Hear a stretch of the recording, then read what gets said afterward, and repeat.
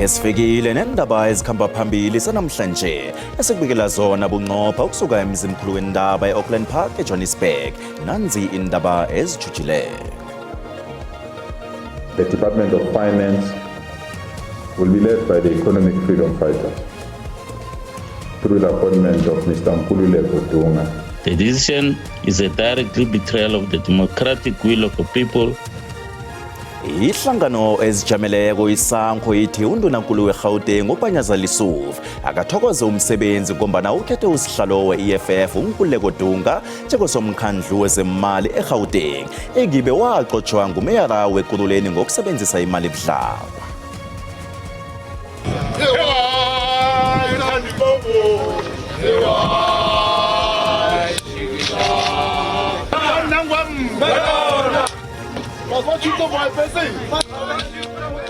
Kukhunjulwa ijoni lomkhondo wesizwe uSolomon Mahlangu waphanyekwa mbuso webandlululo aneminyaka ema-22 ubudala bangiswa ukulwela ikululeko yelizwe sekuminyaka ema-47 abulawa uMahlangu. We have experienced two serious accidents this morning, one on the R568 between Falbank and Wamhlanga. Bane abantu ekubikwa ukuthi babhubhele endleleni zesifunda seMpumalanga namhlanje kanti kube nengozi ezikulu enye yeteksi etshe endleleni R568 phakathi kwaMhlanga neFalbank. Sathokoza ukufumanani silindile sinethulele indaba zesiNdebele lapha ku-SABC1 akwande mzomkhulu. Ihlangano yomphakathi isankho eGauteng ikhombela undunankulu weGauteng uPanyaza Lesufi ukuthi athokoze umsebenzi khona nje. Ihlangano le ithi uLesufi ujugulule ikhabhinethi yakhe ebudlabha ngeveke epheleleko. uLesufi ujugulule ikomiti esebenzako yakhe wabeka usihlalo we-EFF uNkululeko Dunga njengosomkhandlu wezemali.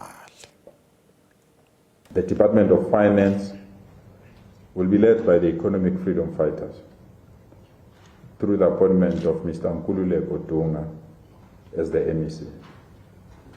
Isankho ihlabe kumbu kubeka kukaNkululeko Dunga njengosomkhandlu wezemali eGauteng ekube nomeyara wekuruleni uNkosindiphi Qhakaza wamqotsha njengelunga lekomiti kameyara wekuruleni yezemali. Usihlalo wesankho eGauteng uAbraham Mashishi uthi amachuguluko la athuka izakhamuzi zeGauteng begodu akusahlela okuhleliweko enhlanganweni ezibusa ngokuhlanganyela. The decision is a direct betrayal of the democratic will of a people where electoral strength is bluntly ignored in favor of backroom deals and allied arrangement. It exposed a leadership that is desperate to clinch power at any cost. Bomakade bona le-ANC nalo lithonyekile ngokubekwa kukaDunga esikhundleni lithi isiqundu esi sehlisa ukuthenjwa kwabaholi besifunda. Iphiko lelithi lokhu likususela ekutheni uDunga usola ngokusebenzisa imali ebudlabha nokungalandela umthetho nabekasebenzela idorobha lekuruleni.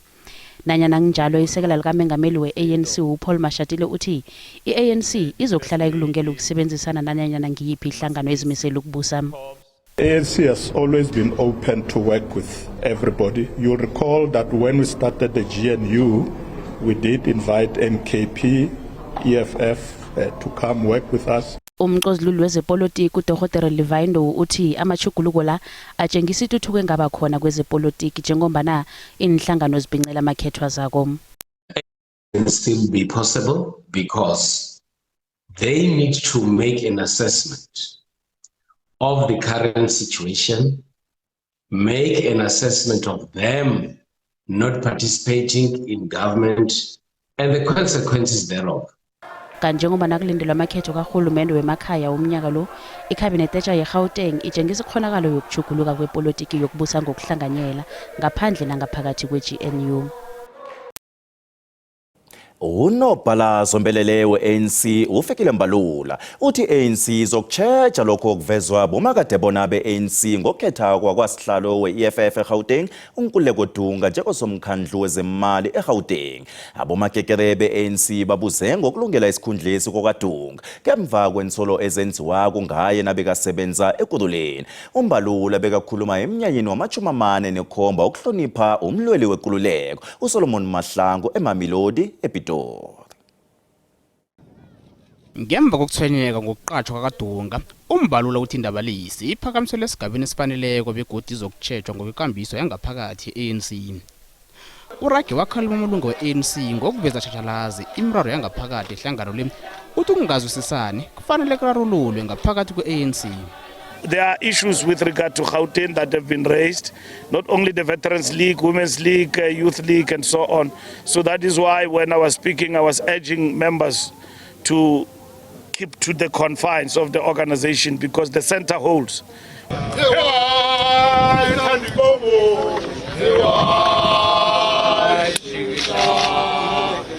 Umbalula bekakhuluma emnyanyeni obanjwa qobe eminyaka wokuhlonipha uSolomon Mahlangu owabulawa umbuso webandlululo aneminyaka ema-22 ubudala ngo-1979.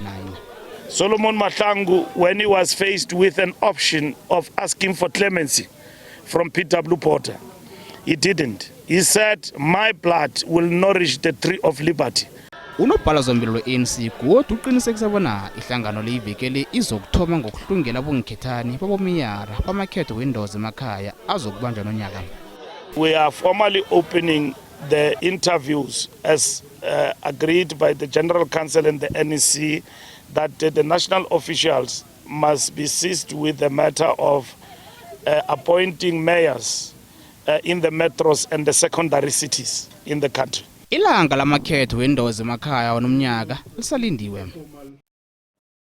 Kubhubhe abantu abane engozini zendlela ezimbili ezihlukileko eMpumalanga. Babantu abathathu ababhubhe engozini ebeyiphakathi kwekoloyi yomhlobo we-SUV neteksi endleleni N2 kwemkhondo. Kani munye umuntu obhubhe ngemva kokuketuka kweteksi beyatsha.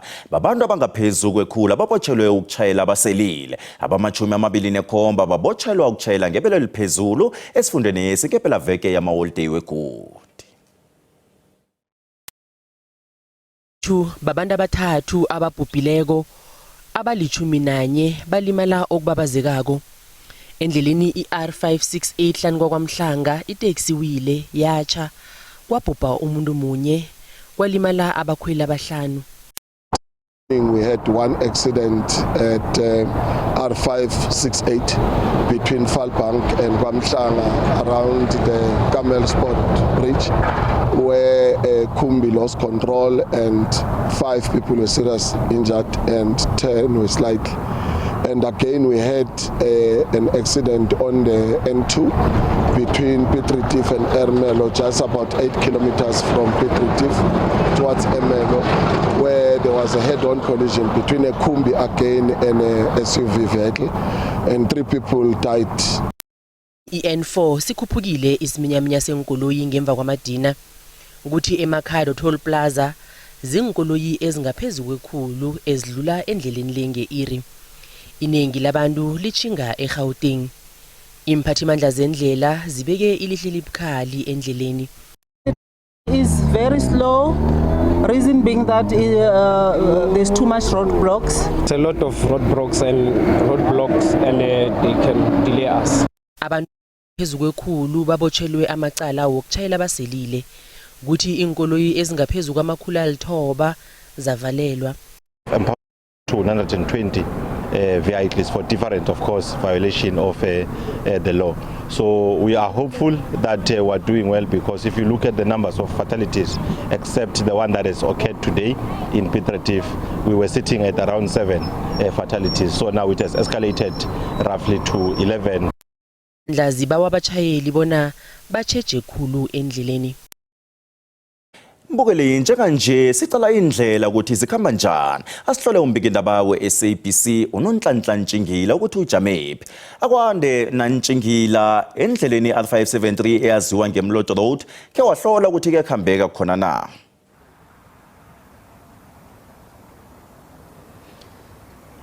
Akwande Bongwe nakubalaleli ekhaya into engakutshela yona bonyana khona kuyakhambeka kodwa ukusuka ngeMloto ukuza ngaphange ePitori laba bendlela ke amaphoyisa wendlela asibikele bonyana siminya khulu akukhambeki ke lapha baba bonyana abantu basebenzise ezinye indlela begodi bayelele nabatshayela beza ngaphange ePitori Bongwe. Zwakala noNhlanhla mhlawumnye njengoba usibekela nje ungakhe mhlambe usithathe usibekeke ukuthi ke lapha ukhona nje kwenzakalani kuhle kuhle.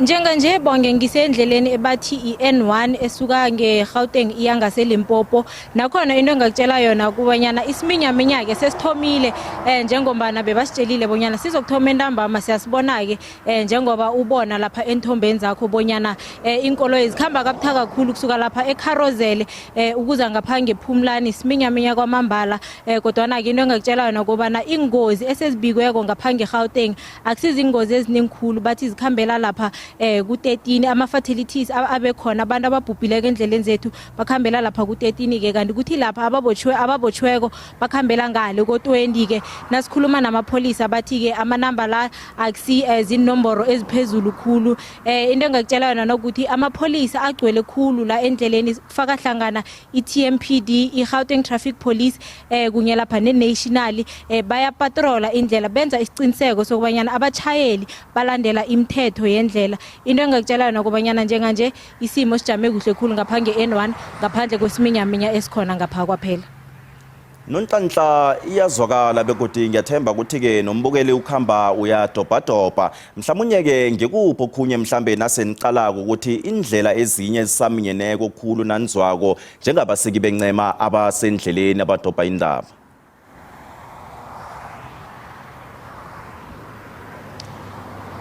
Bongwe ngokuzwa kwethu ke bathi i-toll gate leya enye engali ngaseGrasmere nayo iminyaminyane ekhulu neDhoek nayo ngenye ke ezinye zama-toll gate ala eGauteng aminyaneke khulu ke bathi ke nalapho ke abachayeli bacalelele nabachayelako bacheje nemigomo yendlela nabakhamba kubongwe Siyathokoza Nonhlanhla njengoba uspikela nje siyakuthokoza Aha, ngombiki indaba wethu lapha kwa-SABC uNonhlanhla Ntshingila osibikela ngokwenzeka konke endleleni zethu njengoba nabantu babuyela emsebenzini ngokwahlukahlukana ngemva kwamaholideyi nangempela veke yeGood asirage nazo.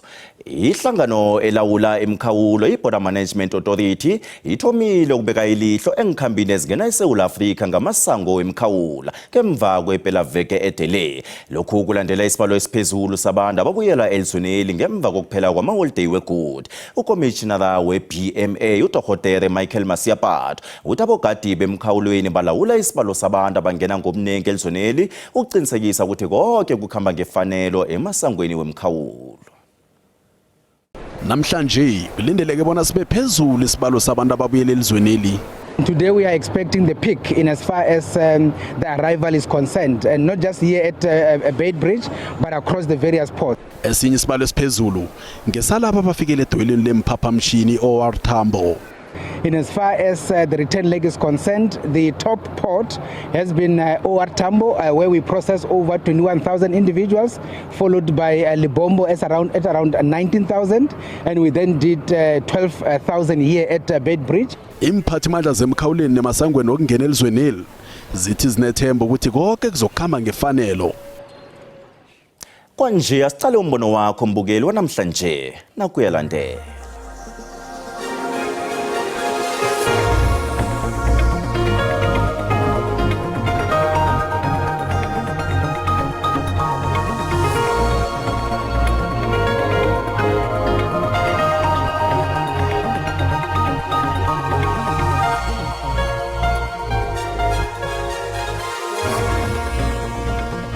Kusuke Marine Hill uyofika eMoy Reef it takes 4 hours kunzima nje impela. Mina nje lapha engakhona asikho esimiyamiya ngaleyo ndlela. eWitbank emalahleni ukushinga ngePitori ku-N4 endleleni enkulu umgwaqo omkhulu kusakhambeka nokho indlela ivulekile ukufikela kade esikhona apha eMatatela ke roadblock bezininzi zivalile macala kodwa ke kusahambeka ngendlela enhle msasazi endaweni yangakithi embombela nemaphethelo imoto letibonakala kungathi kugcwele kakhulu emgwaqeni umgwaqo we-N4 thina sikhambe kuhle kakhulu sibuya ngale ekhaya eLimpopo indlela bezivulekile kuyakhambeka endleleni ngoba ekseni khenga eJohannesburg amapholisa agcwele endleleni nami sengifikile ngibuya khona emakhaya phansi khona eLimpopo ngifike kahle impela mina sengifikile la eMpumalanga eSekunda ngiphume ekseni ekhaya ngo7 kuminyene utshumo kwelakithi kwaZulu imoto esuka eMtuba ibheke eThekwini konakele kakhulu endleleni akukhambeki nakancane siminyaminya kugcwele Kutsho umbono mbukeli, SABC ayizokuthwasa umlando wokuziphendulela kombono mbukeli. Nasibuya ento.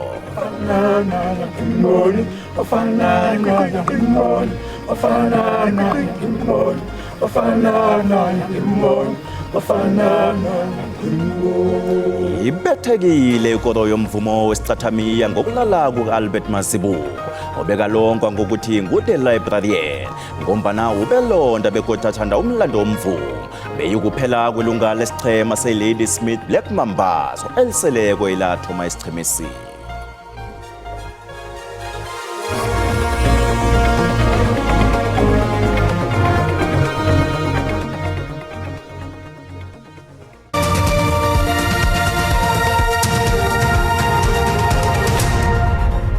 Zisakhona indaba lapha mbukeli nazikuphundileko uyazithola ku YouTube, SABC Plus, TikTok, X na ku Facebook.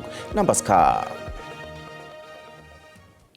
AmaSewula Afrika lila ngokubiza khulu kwentengo yembaseli kunye nokudla. Lokho kuwenza ukuthi athole ezinye indlela zokuziphilisa. Kanti ngapha uhulumende uthathe isiqundo sokukhuphula intengo yokuthenga inkoloyi ebekelwa amalunga wecabinet kunye newengikhulu eziphezulu zemfunda. Isiqundo lesi sithethwe njengesiqundo sokungacabangela abantu. Lesi kusililo ezivezwe izinhlangano ezihlukileko nekubalwa kizo ihlanganisela yama-union wabasebenzi iCOSATU. Lula umbuzo otlolelwe iParliamente ungqongqotjhe wezemali uEnoch Godongwana uvikele isiqundo sakhe nangaphezulu kwegandelelo eliragako lokubana asirhocise. uGodongwana uthi ufumene ingungunyelo eziningi ezithi iminyango kahulumende ibhalelwa kuthenga inkoloyi ezibiza imali ebalelwa ku-800,000. Ependulweni yakhe uGodongwana ungezelele ngokuthi ikhuphukile intengo yenkoloyi ezisetshenziswako ezibiza imali le ebebayibekele ukuthenga kwenkoloyi zamalunga la. ICOSATU ithi isiqundwesi siqalela phasi abantu abasebenzako nokungabacabangeli. Beyond shocking, this reckless decision comes from the same treasury which has cried poverty, attempted to increase VAT and refused to adjust tax brackets for lower middle income workers for inflation for 2 years. Most galling is the fact that Treasury gushes sympathy for politicians wanting to travel in comfort, but has only once adjusted the tiny 370 Rand SOD grant for inflation since its introduction in 2020. This callous decision by Treasury highlights a budget priority and morality crisis affecting the state. Bekumbi isiqundo sokukhutshulwa kwesilinganiso semali ebesibekelwe ukuthengela imphathimandla inkoloyi ukusuka ku-800,000 sikhuphukele ku-1.1 million rands. Ikoro yomvumo yeSouth Africa ikubuzeswe lilifeli nzima kulandela ukudlula ephasini kwaka-Albert Mazibuko. Ubelilunga elidala kunabo bonke esichemeni somvumo wesicathamiya esibathumbi bama-Grammy Award i-Ladysmith Black Mambazo. uMazibuko uzibhubhele ngokuthula neminyaka ema-77 kani kwaba kuphela kwempilo kwamakekere wesicathamiya lo. uMazibuko wajoyina isichema sesicathamiya esingo-1969 kafeaturesana ngemva kokusungula kwaso ngumntama makhe uJoseph Shabalala. Khawela milinye ikhawela mumshengu Shabalala khawela milinye khawela milinye khawela mumshengu ikhawela milinye khawela mibu beyingcenye isichema esiminyaka engaphezu kwema-50 boduma nangegama lokulolonga elithi The Librarian njengobana wayibuthelela bekabeke woke umlando nothileko wesichemesi. Ubabu Albert Mazibuko was one of the strongest pillars of the Ladysmith Black Mambazo. I used to call him a walking encyclopedia because he was always there to provide knowledge and guidance on how Ladysmith Black Mambazo can best preserve the legacy of isicathamiya.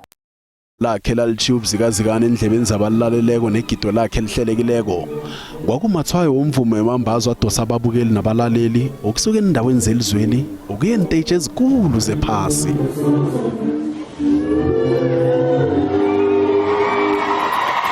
Undunankulu sifunda saKwaZulu Natal uThami Nduli uthumelwa amazwi okududuza emndenini kaMazibuko wathi wonke umuntu azwelane nomndeni lo ngesikhathi esibuhlungu esi.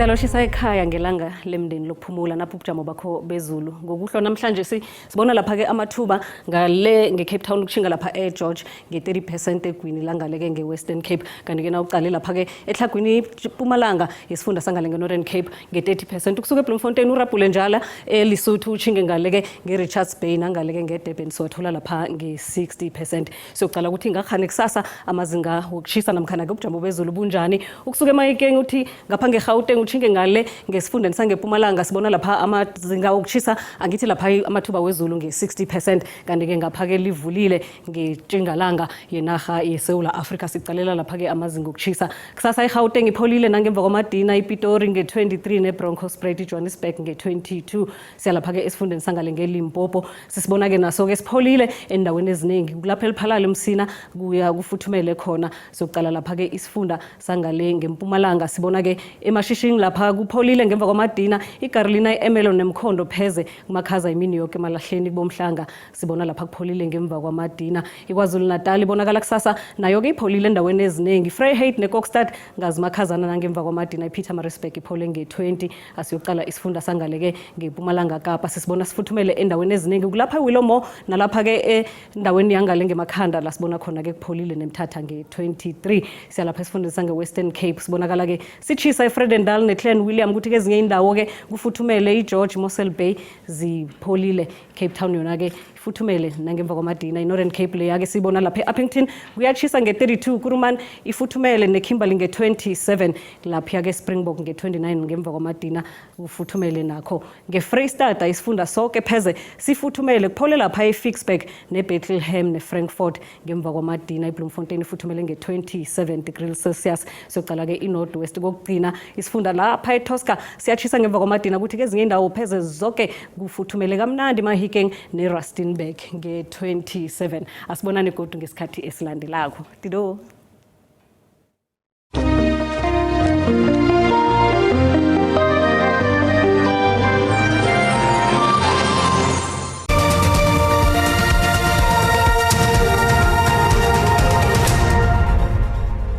Indaba zesiNdebele zanamhlanje ziphelela lapha kanti ngesimbi yekhomba kulandela zesisulu kuthi kusasa ngesikhathi esifanako kube ngezesiswati Kikho Bongi